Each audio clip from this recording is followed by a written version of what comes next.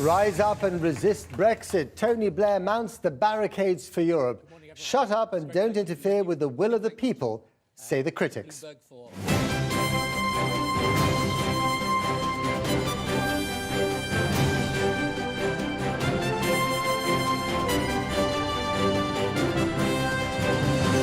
This is not the time for retreat, indifference, or despair, but the time to rise up in defence of what we believe. I urge the British people to rise up and turn off the TV next time Blair comes on with his condescending campaign. Good evening. Tony Blair returned to the political stage today like a silver-tongued spectre from another era. Channeling his inner barrister, he said that he respected the will of the people and then launched into a stinging attack against what he called misinformation over Brexit. He lacerated his own party for facilitating Brexit, and he called for a mass campaign of resistance to overturn it without detailing exactly how this would work. So could the former Prime Minister become the voice of the 48% that voted Remain and feel politically homeless?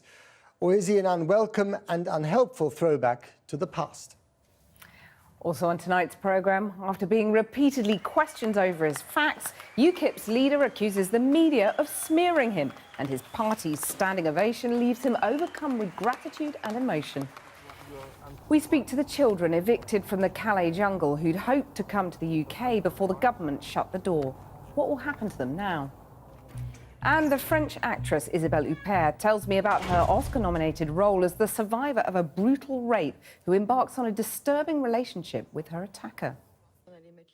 Do you think it's an amoral movie? Yes, I do. Well, yeah, I think Paul Verhoeven is most of the time an amoral director, and that's what we expect from him and from his films.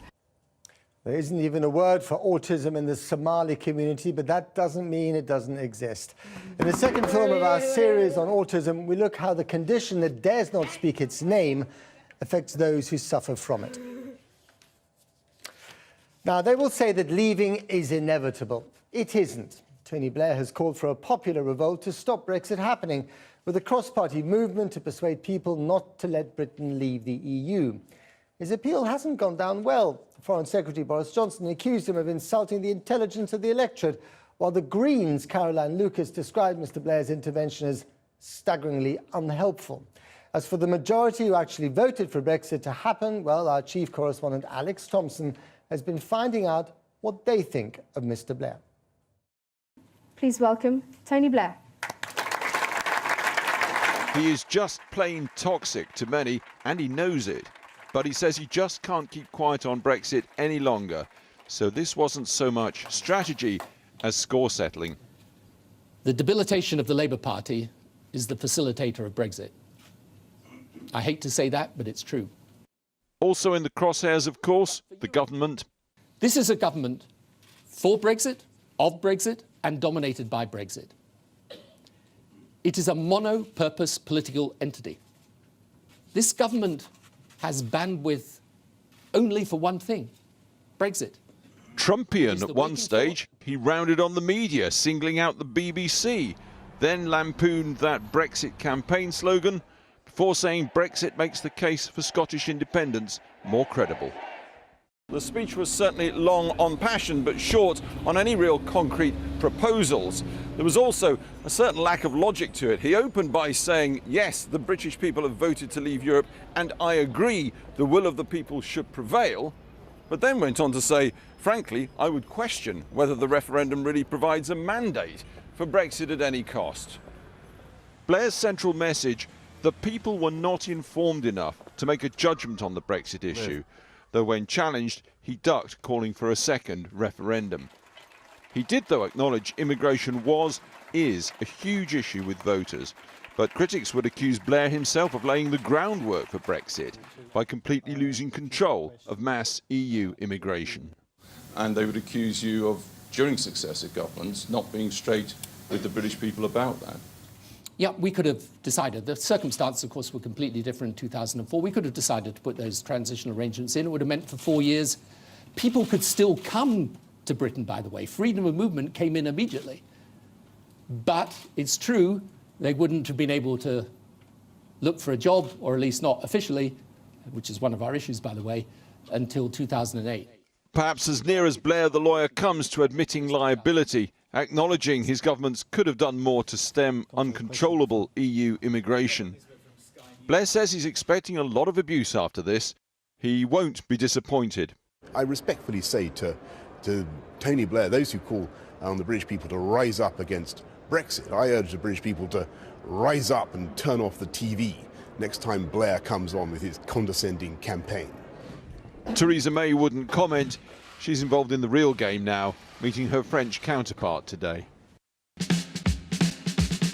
But let's leave Blair, London, the bubble, and come down to Canvey Island in the Thames estuary. Dr. Feelgood country, the third highest Brexit vote in the UK here. Are they, as it were, feeling good that Mr. Blair wants to take them all back into the EU they rejected here on an industrial scale? EU him, oh, he's a creep, isn't he? He's a creep. He's a creep. It's a democratic vote. If we're living in a democratic country, we've got to go what the majority says. The people have voted, haven't they? And if you go against that, I just can't see the point of going for a vote in the first time.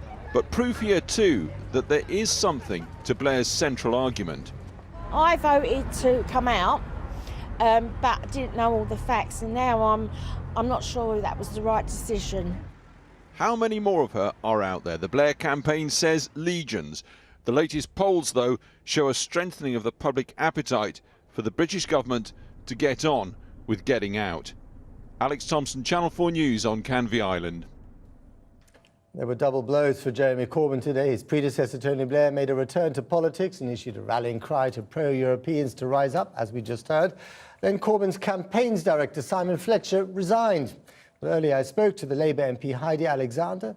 She resigned from Corbyn's shadow cabinet because of doubts about his leadership in the wake of the EU referendum, and the former Work and Pension Secretary and Brexit campaigner Ian Duncan-Smith from his constituency in East London. And I began by asking Heidi Alexander about the reaction to Blair's speech. I think that Tony gave a compelling and powerful speech this morning. I think he was entirely right to say that Theresa May, in the space of 9 months, has gone from a reluctant Remainer to a Prime Minister who wants to pursue Brexit at any cost. Was he the right man to make those arguments? I mean, to many people in your own party and outside, he is toxic. To be honest, I'm less concerned about who is saying what than what is being said. And I think that Tony Blair was right to make the points that he did this morning. He also said that the debilitation of the Labour Party was the facilitator of Brexit. He basically said the opposition, your party leader, were spineless in their attitude towards Brexit. He was also very clear that actually... What do you say to that accusation, though? Well, no one who has listened to any of the debates over the last few weeks would be under any illusion about the fact that the Labour Party is split on this issue. But what he was clear about, and which I agree with him 100% on, is this is not the time for party politics. OK, let's turn to Ian Duncan-Smith. Ian Duncan-Smith, I'm sure you heard or read Tony Blair's speech with great attention to detail. There were points in there, were there many points, but he's absolutely right. You didn't say during the campaign for Brexit that we would opt out of the single market. You didn't say we would opt out of the customs union. You basically sold the British public during a campaign something that simply isn't true or that has changed beyond recognition since the vote itself.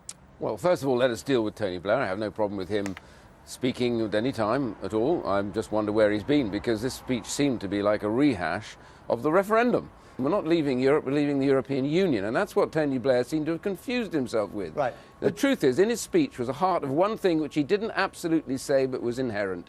He wants to have another referendum because he doesn't think the British people got this last decision right. But do you accept the fact that he may be, to many people of the 48%, the voice that they haven't heard so far? And as you start your Brexit negotiations with the rest of Europe, and things might get tricky, suddenly that voice becomes more potent. The idea that Tony Blair suddenly springs out of nowhere from having been earning lots of money talking to all sorts of strange despots all over the world and suddenly becomes the voice of moderation and decency and the man that's going to persuade the British people that actually they made a huge error and what they now need to do is have another referendum to actually reverse that decision. I find that really rather bizarre and actually rather arrogant, really, on his part. All right, pretty arrogant, Heidi Alexander? I don't think he was arrogant this morning.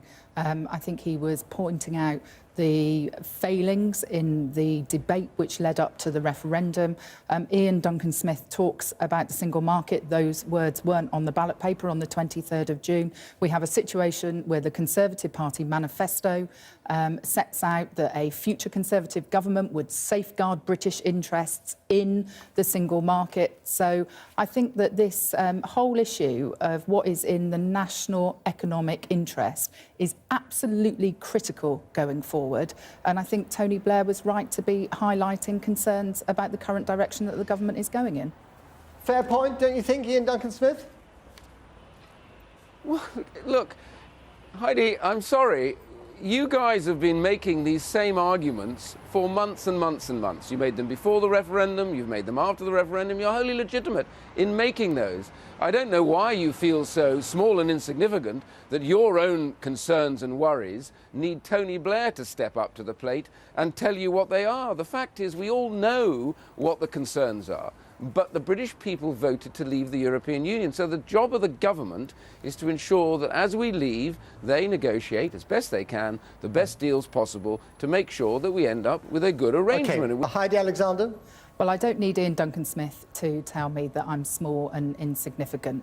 I know that what Tony Blair was wanting to do this morning was to set out how high the stakes are for our country.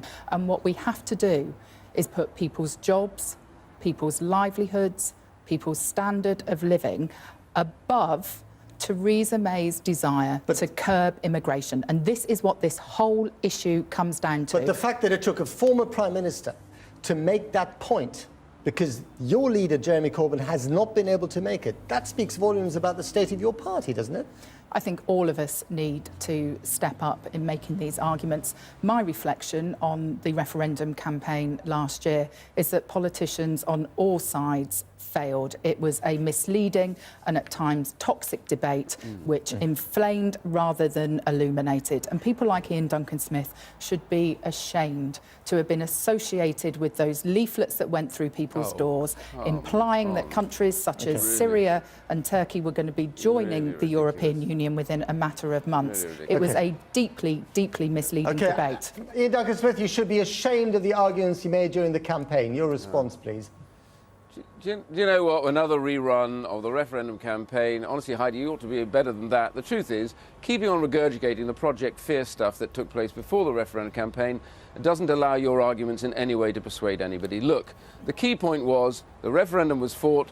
People made a decision. It was an informed decision. They made that decision. They chose to leave the European Union. Ian Duncan-Smith, thank you very much indeed. And just one more for you, Heidi Alexander. Simon Fletcher, Jeremy Corbyn's head of campaigns, resigned today. Not great timing, really, is it? I don't know the circumstances that have led to Simon's resignation. He was a good member of staff who I have respect for, but I actually don't know whether Is everything rosy in Corbyn Towers, or is there trouble? I think you'd probably need to ask Jeremy and his staff that question. Heidi Alexander and Ian Duncan-Smith speaking to me earlier. Cathy. Thanks, Matt. Well, the UKIP leader, Paul Nuttall, has appealed to members to support him after the backlash over false claims that he'd lost close personal friends at Hillsborough. And support he got. Delegates at the party's conference in Bolton gave him a standing ovation as he declared he'd been the target of a cruel and almost evil smear campaign. Fatima Manji was there. Ladies and gentlemen, Paul Nuttall. They hoped he would be the new leader to magic away their problems. But less than 3 months in, UKIP's Paul Nuttall has already courted controversy. Are you going to clarify your comments about Hillsborough, Mr Nuttall? He's facing calls to resign after falsely claiming on his website that he lost close personal friends at the tragedy which killed 96 Liverpool fans. The UKIP leader blamed his press officer, saying he meant acquaintances. You were the manpower. You were the grass. But it's caused upset among the relatives of those who died, some of whom told us they feel Mr Nuttall is now casting himself as the victim and using Hillsborough to climb the career ladder. Today he admitted he'd had a difficult week. I do not apologise for what is a coordinated, cruel and almost evil smear campaign that has been directed towards me. I was also asked by 2 journalists yesterday whether I still have the support of my party. The answer to that was clear, leaving the party leader apparently tearful. Paul Nuttall, you could say many things about him, but what he isn't is a liar. He's an honourable man. So he's just really bad at hiring press officers then? You may draw that a conclusion. I'm not going to comment on his hiring of staff. I think the public now, make their own decisions. They're not, they're just portrayed as daft, but they're not. Well, considering that he's had a rough week, some of which is self-inflicted, I thought he was very rousing. He may have support from the party faithful. But away from the so-called People's Army, multi-millionaire UKIP donor Aaron Banks has added fuel to the fire, saying this about Hillsborough. I'm sick to death of hearing about it. Milking a tragedy forever is sick. Here's what the UKIP leader had to say about that. Mr Nuttall, will you condemn Aaron Banks saying he's sick of hearing about Hillsborough? Why were you talking about Hillsborough? Sorry, Why were you talking I've said everything I have to say on that issue. What about Aaron Banks saying he's sick of hearing about Hillsborough? Will you condemn... I've said absolutely everything I'm going to say on the subject. I've spoken to the people who matter about this, and that's it. There's still lots of questions to be answered there. What about the families who say you should resign? I was at Hillsborough. I've got witness statements, and it's a cruel, evil smear. And then there's the man who's never short of a word or two, now a party idol venerated in oil painting. Nigel Farage. These days he seems as likely to be seen with President Trump as the party he led. Mr Farage told activists they needed to continue being radical or UKIP would be nothing. This party succeeded because we were prepared to think the unthinkable. This party succeeded because we were prepared to speak the unspeakable. You said UKIP has been successful because it says the unsayable. Does that include slurring the victims of Hillsborough? He hasn't done that. I'm talking about your friend Aaron Banks and the man who bankrolls UKIP. Well, does he? Well, he's a major donor to UKIP and he's a friend of yours. Do you think he's a good friend of mine? And he says all sorts of things on Twitter. Is it appropriate for him to say that he's sick to death of hearing about the Hillsborough tragedy? I'm not his spokesman. But he's your friend. I've got lots of friends out there. So you're happy to be associated with a man who says he's sick to death about hearing about how 96 people died in the tragedy? Well, I'm not saying I'll never speak to him again. But you won't condemn what he said? I'm not defending Aaron, but I'm not his spokesman. Get his spokesman. Why did Paul Nuttall not go to the police with evidence about Hillsborough? Why has he not spoken about this before? Oh, we've spoken a lot about it before, but he's politically very much been excluded from it. Well, you say that, but Becky Shah, daughter of Inga Shah, who died at Hillsborough on that day, says he should resign. Margaret Aspinall from the Hillsborough Justice Campaign says he needs to consider... And the Labour Mayor of Liverpool says it. Look, this whole thing was set up by the Labour Party to lure him in, to get him to get him distracted. Meanwhile, Mr Nuttall himself seemed to have disappeared. Though his presence was felt, questions remain unanswered. Fatima Manji reporting. Still to come tonight, the fallout from Donald Trump's extraordinary marathon press conference last night.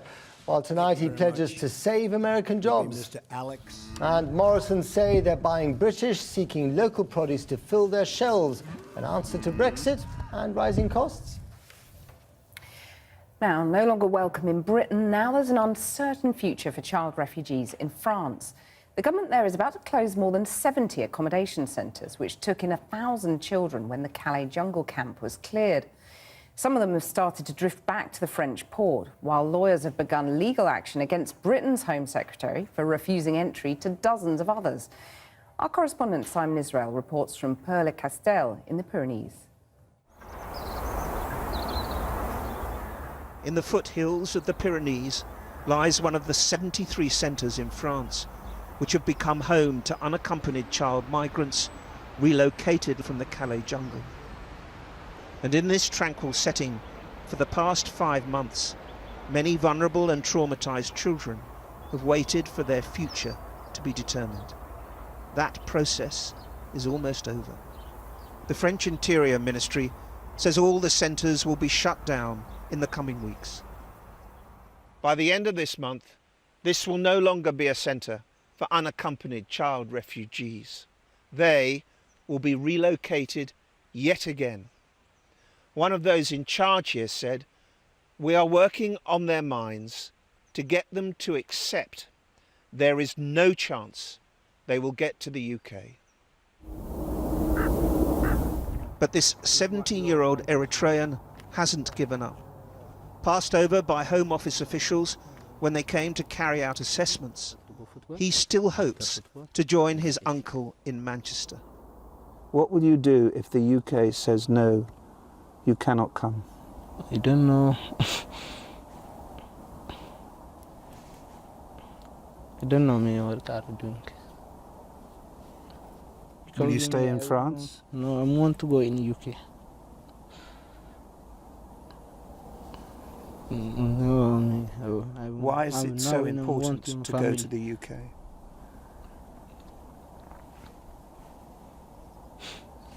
No, I'm crying. What? He uses pictures on his mobile phone to illustrate his tale of his journey to Europe, from Eritrea to Ethiopia to Sudan to Libya, where he says he witnessed friends being tortured to extract more money from their families. And then, finally, he was rescued from a boat crossing the Med. We are unable to corroborate his story. I'm not going to another country because I'm going for my uncle. My uncle is good. My uncle is like dad. Because me, I'm not have dad. My dad in jail. His Afghani friend is another vulnerable casualty from Calais. He too says he's a teenager. He too says he was assessed by the Home Office and rejected, and he too hasn't given up the idea of getting to the UK. Why can't you settle and live in France? France no good, but I don't know why. Why not? I in Calais 1 year and 2 months, and police is fighting, and people, France people is fighting in Calais. We have disguised his identity, for he is on a list of 37 former Calais children who are taking the Home Office to the High Court to argue its guidelines for entry were unfair. It's extremely concerning. There are a number of children in these centres who are still deeply vulnerable, deeply traumatised, who have very strong grounds to be transferred to the UK. And they are effectively left in a very worrying limbo. Last November, when Calais was cleared, over 1,000 child migrants were put on coaches to be relocated elsewhere in France, with only a few hundred destined for the UK. The centre at Pearl-et-Castellet is 1,000 kilometres from the French port. It's one of 73 set up all over the country to accommodate the children from the jungle. At the end of February, according to the French government, all will be closed. Goodbye. But where have all the children gone?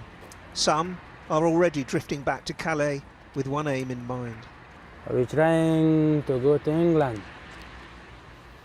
And in the shadow of the Pyrenees, the boys must wait, with the hope they can slip in before the Home Secretary's gate closes on Europe's child migrants. Sam in Israel with that report. Hundreds of migrants have stormed across the Spanish border from Morocco. The group, mainly from sub-Saharan Africa, managed to break through a 20-foot-high barbed wire fence as officers struggled to keep back the crowds. Red Cross officials said they were offering assistance to around 400 people in the territory of Ceuta, Europe's only land border with North Africa. It was like the presidential election never ended. Donald Trump's 77-minute press conference last night has been described as unprecedented, unhinged. or, according to his chief of staff, a fantastic job. And jobs, specifically American ones, are at the centre of Mr. Trump's speech tonight in Charleston, South Carolina. Speaking at a Boeing plant in the last half hour, he warned that firms which fired American workers and moved overseas would pay a heavy price. Our international editor, Lindsay Hilsum, reports. My fellow Americans, the President's weekly address, on message, on auto cue. I was thrilled to host the White House's Women's Business Leaders Roundtable. Very exciting, great women. Such a contrast to yesterday's wild ride press conference. I want to find a friendly reporter. He berated a reporter who prefaced a question about the rise of anti-Semitic attacks by saying no one was accusing the President himself of anti-Semitism. Number one, I am the least anti-Semitic person that you've ever seen in your entire life. Quiet, quiet, quiet. See, he lied about he was going to get up and ask a very straight, simple question. So, you know, it's welcome to the world of the media. Never met. The media, even the ever-faithful Fox News, is reeling, especially shocked at the President's evasive responses about Russian hacking. It's crazy what we're watching every day. Yeah. It's absolutely crazy. He keeps repeating ridiculous throwaway lines that are not true at all and sort of avoiding this issue of Russia as if we're some kind of fools for asking the question. Really? Your opposition was hacked and the Russians were responsible for it, and your people were on the phone with Russia on the same day it was happening, and we're fools for asking the questions? No, sir. We are not fools for asking these questions, and we demand to know the answer to this question. You owe this to the American people. Your supporters will support you either way. If your people were on the phone with her, what were they saying? We have a right to know. The forced resignation of National Security Advisor Michael Flynn over questionable links with Russia is roiling not only the White House but the Kremlin. Russian TV stations have abruptly stopped mentioning President Trump. They didn't cover yesterday's press conference after weeks of fawning coverage. And one newspaper warned today against excessive Trumpophilia. It's all becoming quite tricky. General Robert Harwood, the President's first choice to replace Flynn, has turned down the job, and dozens of other administration positions remain unfilled. Ladies and gentlemen, the President of the United States, Donald J. Trump.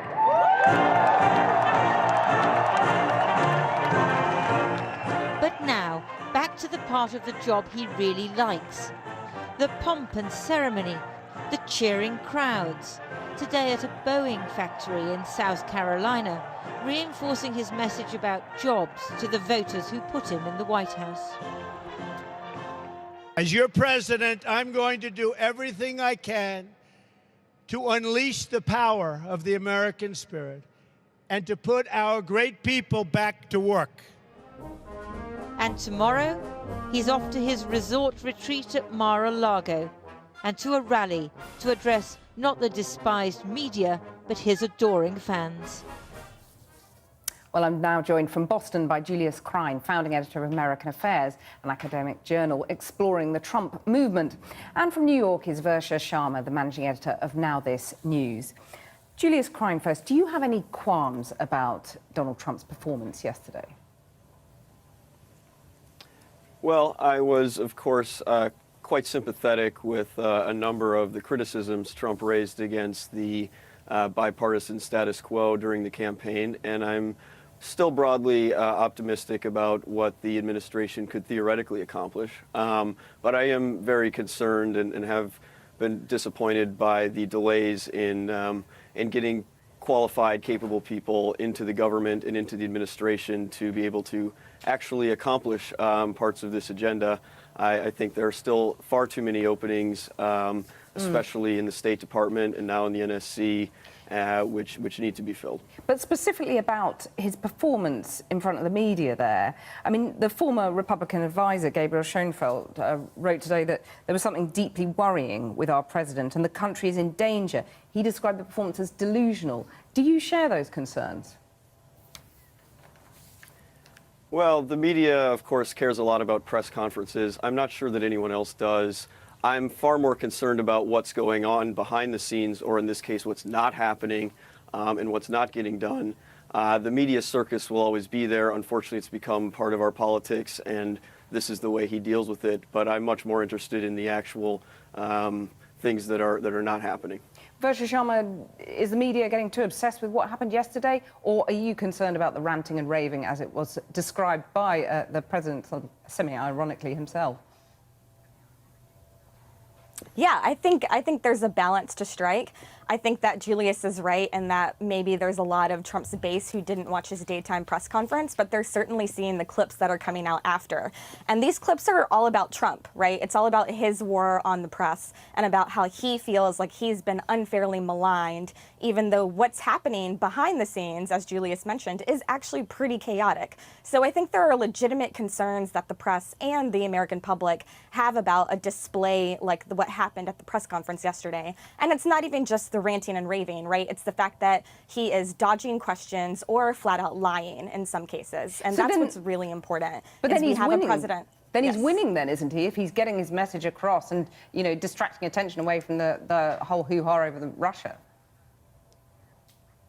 Well, I mean, I think that's debatable because you have, as you guys played, you have Shep Smith of Fox News going off and saying that what we're seeing is crazy. So I think, you know, once you start to lose Fox News, then you should probably recalibrate your media strategy. Well, Julius Krein, I mean, you say the media is becoming sort of too obsessed with the media themselves, but has this hounding of journalists gone too far? I mean, it wasn't a comfortable spectacle watching the president berate the Jewish journalist at the press conference, was it? Yeah, I think at this point it's probably not helpful.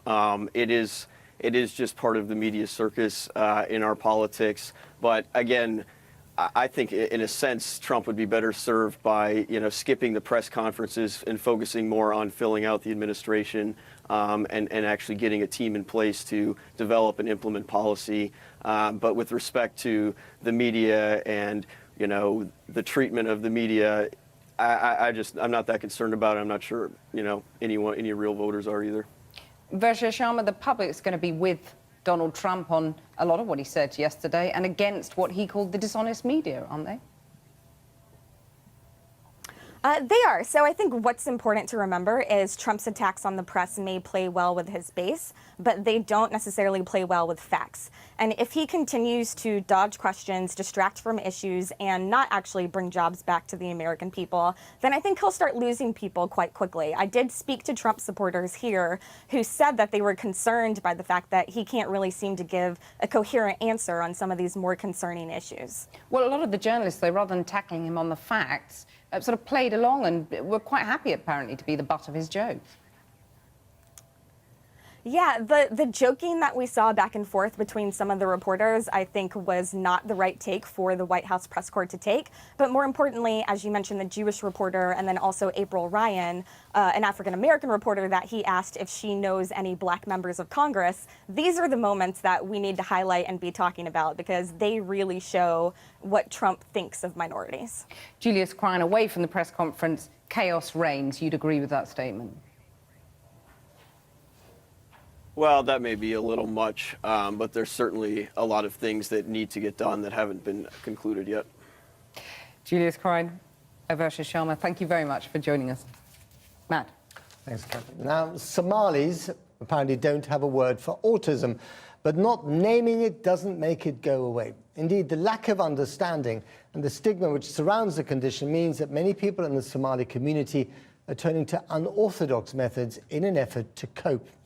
In the second of our special reports on autism, Jamal Osman has been to find out more. And we should warn you, there are images which some people might find distressing from the very start of this report.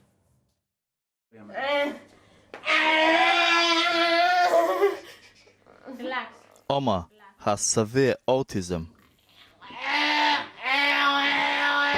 He's completely nonverbal and also suffers from epilepsy. His father helps keep him calm.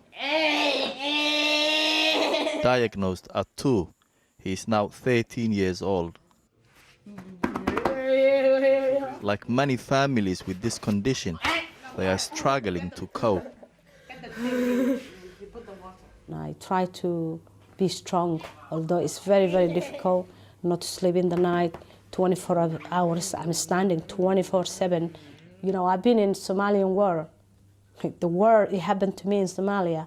I was a young girl running around, touching the bullet on the nose. I never seen this kind of pain, never in my life.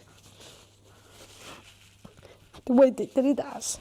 I'd rather to leave the war in Somalia. ماذا الذي يشفع عنده إلا بإذنه. In their desperation, the family have turned to a faith healer for help.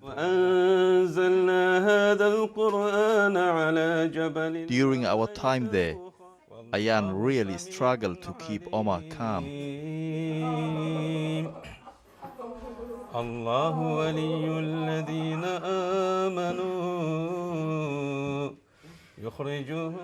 Autism is unknown in Somalia. In fact, there is no word for it. Many believe it's a Western affliction and doesn't exist back home. I was living in Somalia many years ago. I never heard autism, okay? But the biggest number of autism is the Somali community. That shows something is wrong with autism. It's not coming with the Somalian community. Somalian come as a healthy community. We didn't have in Somalia. But most doctors would not agree with Ayan's assessment. The family get 12 hours home help a week. And following a breakdown in relations with the local authority, her son hasn't been in school for more than a year. But recently, the council agreed to 12 hours home schooling a week. He needs to get proper education. I will educate him. Yeah, he needs to get. I need support for the respite, proper support. I need that. And I need everything that he's basically entitled by law. I need to get it. Muhammad Sharif has been working with Omar for about a year. He's very clear the child must see a doctor as well. The Quran is a fixer and filter, healer, treater and light. The Quran goes the brain and the heart, the bones and the blood, makes feeling the person like peace and calm. So in the case of Omar, you hope if you keep on reading Quran, he will yeah, be with, okay? With us as a sheikh reciting the Quran and the doctor helping together. But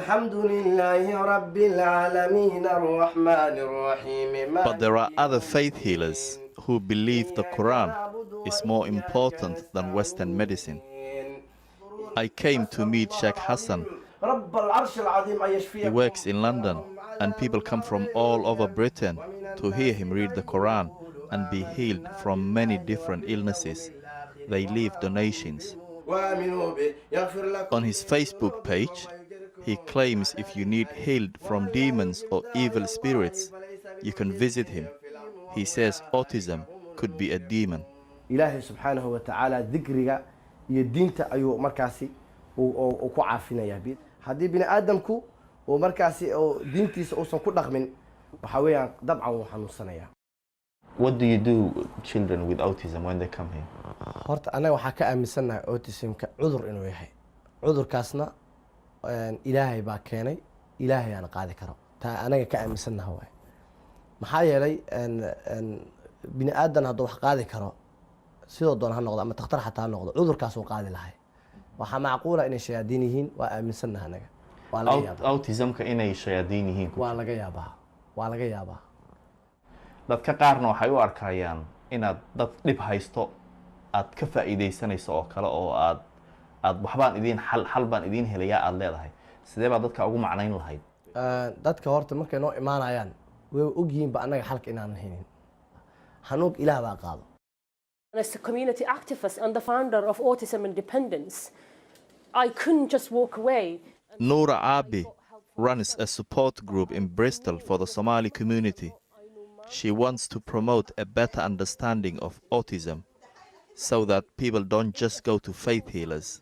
I am Muslim and I read the Quran and I believe in the Quran and I think it's a great way of finding yourself a way to fall back on a belief.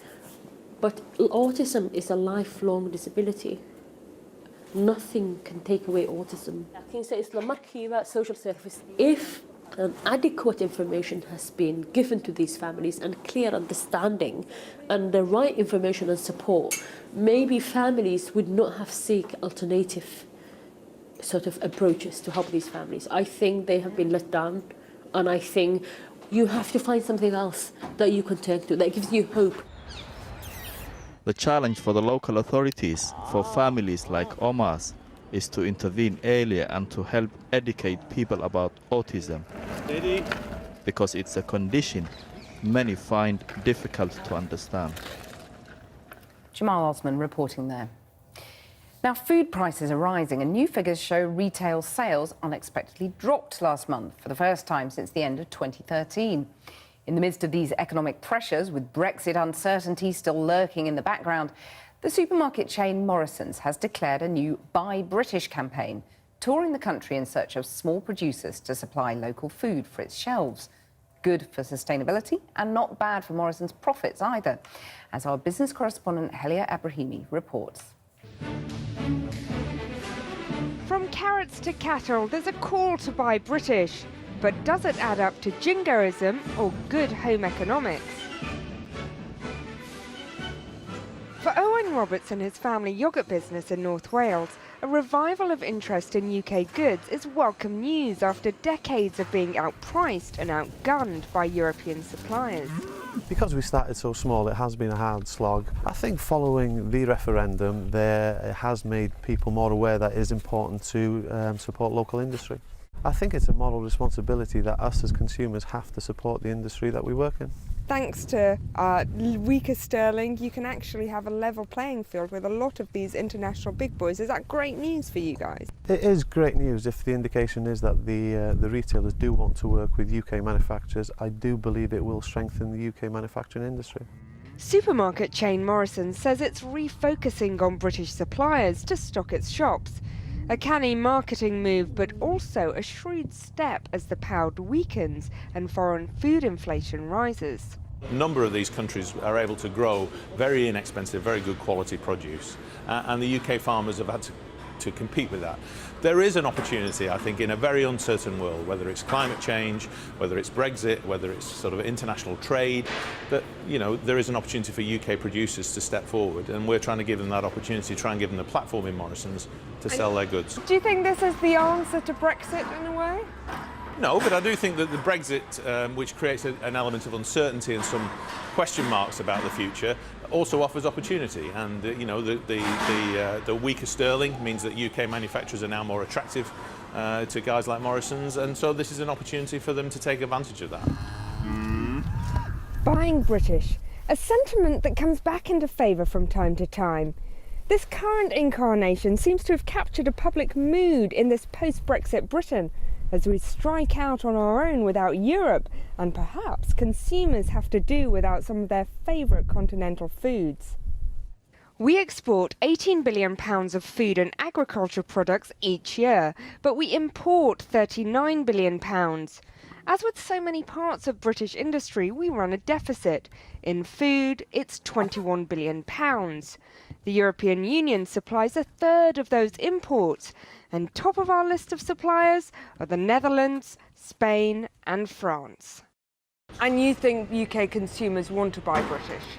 If asked, UK consumers will always say they would prefer to buy locally sourced produce. 2/3 of them will say we would prefer to buy local if we can. But of course the caveat with that is it has to be produced efficiently and at the right price, because they'll make those trade-offs all the time. And as we know from recent elections and various other things, sometimes what people do and what people say can be different. For the economists behind the Brexit campaign, there is a real danger of rolling in populist marketing slogans when what's needed is a fresh commitment to free trade. I think there's nothing patriotic about buying something from your own country if it doesn't make economic sense. In fact, quite the opposite. It's unpatriotic because it's economically destructive. But you shouldn't buy things just because they're British. That may be what the economic theory says, but it's a hard message to resist, both for retailers and consumers. Unilever, the maker of Marmite and PG Tips, has rejected a takeover bid from the US giant Kraft. Unilever said it saw no merit, either financial or strategic, in accepting the offer, which was worth about £115 billion. Kraft has insisted it'll continue working on a takeover deal. The merger, if it went ahead, would be one of the biggest in corporate history. Dick Brunner, the Dutch illustrator who created the White Rabbit Miffy, has died at the age of 89. Brunner's 32 books about Miffy were translated into dozens of languages, selling more than 85 million copies around the world. The White Rabbit rapidly became a merchandising phenomenon, featuring on everything from notebooks to children's clothes. Ministers have angrily denied reports that a chronic lack of funds for the NHS and social care is linked to an unprecedented increase in what they call excess deaths. Two research papers published today say that relentless cuts could be behind 30,000 deaths in England and Wales in 2015, claims which the government called a triumph of personal bias over research. So, is austerity to blame, or is it just a normal spike in the figures? Our health and social care correspondent Victoria MacDonald has the story. January 2015 and hospitals were struggling. There were patients lying on trolleys and corridors, ambulances were queuing up outside A&Es, beds were full. That winter also saw the biggest spike in deaths in England and Wales for almost 50 years. 30,000 extra deaths. And now researchers are asking if they could be linked to cuts in health and social care. It was a mild winter, and the pattern of mortality, with a very large spike in January, did not look anything like any previous flu epidemic. It didn't match with the reports of flu from general practice, and it didn't look like what was happening in our neighbouring countries. So then we began to look at other causes. It wasn't a natural disaster, we hadn't experienced that. So we were left with looking at the health and social care system. Herbert Miller's family certainly believes it was cuts that led to his death that January. An inquest heard that no nurses had been available to monitor the 86-year-old. A healthcare assistant was instead asked to help him and 7 other patients and was not there when he fell. He was such a family-orientated man. He loved to have his family around, and you know, he was 86 and he still insisted that he wanted to cook Sunday dinner for us still. You know, that's the kind of man that he was. You know, and we've lost all that because of the hospital saying that they're short-staffed. It just worries me how many other people have died in this way. In January 2015, NHS performance worsened markedly, the authors say. Targets were missed for ambulance call-outs and A&E waiting times. Waiting times for diagnostic tests and consultant-led care increased. Operations cancelled for non-clinical reasons rose. Delayed transfers for care peaked, leading to a shortage of beds. Staff absence rates rose, and more posts remained empty as staff hadn't been appointed. The authors say there does need to be more research into any link, but the response from the two governments today was scathing. The Department of Health in England said the report was a triumph of personal bias over research, that every year there are variations in excess deaths, while in Wales, they said, there have been no cuts to health and social services. Victoria MacDonald with that report. After the break, she's nominated for an Oscar for a role that has polarised opinion. I've been speaking to Isabelle Huppert about her new film, Elle, and a role many American actresses refuse to take.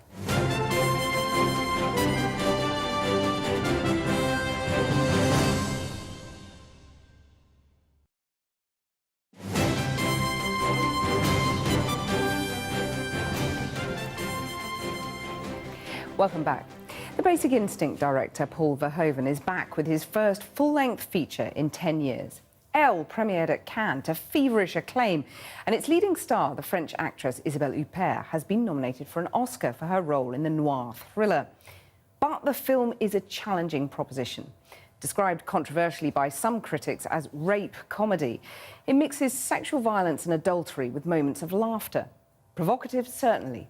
Shocking, most likely. I went to meet Isabelle Huppert to discuss the film.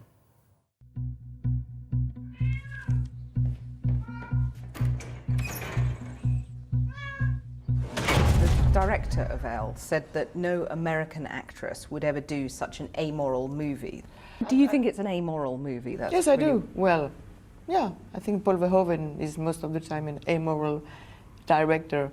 And that's what we expect from him and from his films, to do something disturbing, something questioning, something which makes you feel ill at ease. But I think the movie is a lot more than that. It's this, but there is also a great integrity to the film. There is also a great reflection on so many things. There's so many layers in the film that you can't just reduce it to be just amoral or provocative. It's a lot more.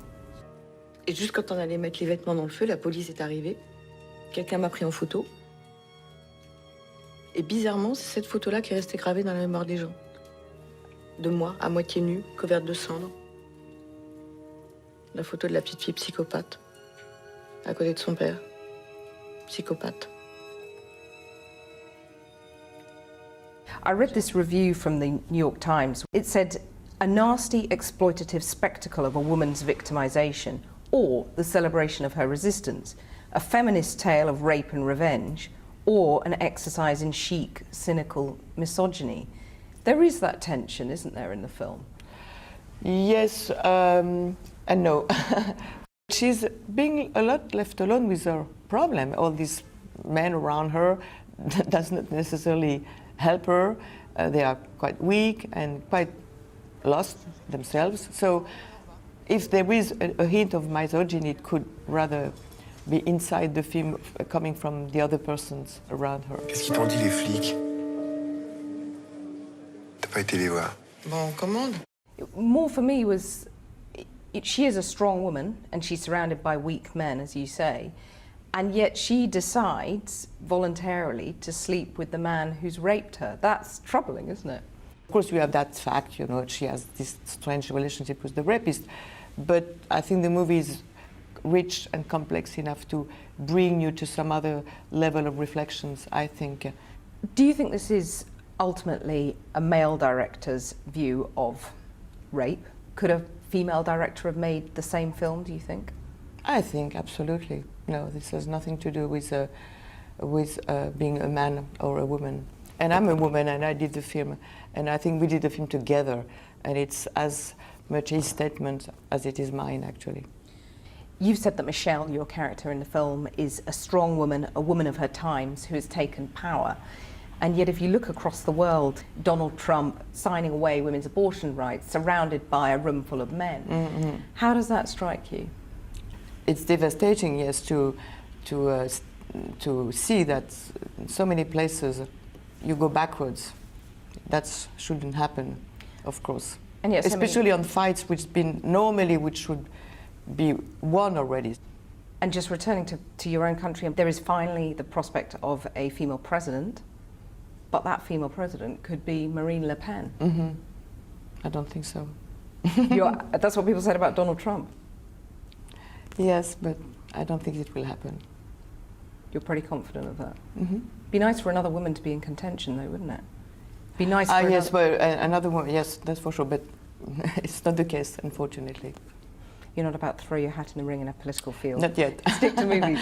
Maybe I should think about it. It's a good idea. Isabelle Huppert, thank you very much. You're welcome.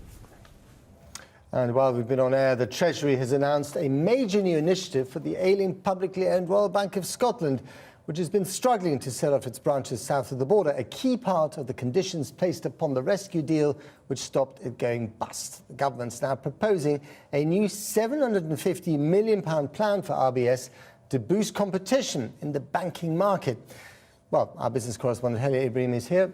All a bit puzzling. What's going on? Well, a big announcement from the government right on Friday evening, and this is a new £750 million charge for RBS, and it's all about satisfying EU state aid rules, about the bailout that happened in 2008, the £45 billion bailout. RBS was supposed to sell off Williams & Glyn. Now they don't have to. Instead, they'll pay this charge. Now, for a bank that next week has to report yet another loss, expected to come in at about £5 billion, it seems like more and more bad news. But remember, the Treasury and those within the bank say this draws a line in the sand, and this was a division they really struggled to sell. So after having restructuring costs of £1.8 billion, it actually could end up being better news than you think. And remember, we own RBS. Right. great thought to end on Friday night. Thanks very much, Helia. That's all for the programme. Thank you very much for watching. Have a great weekend. We're back at 6:30 tomorrow.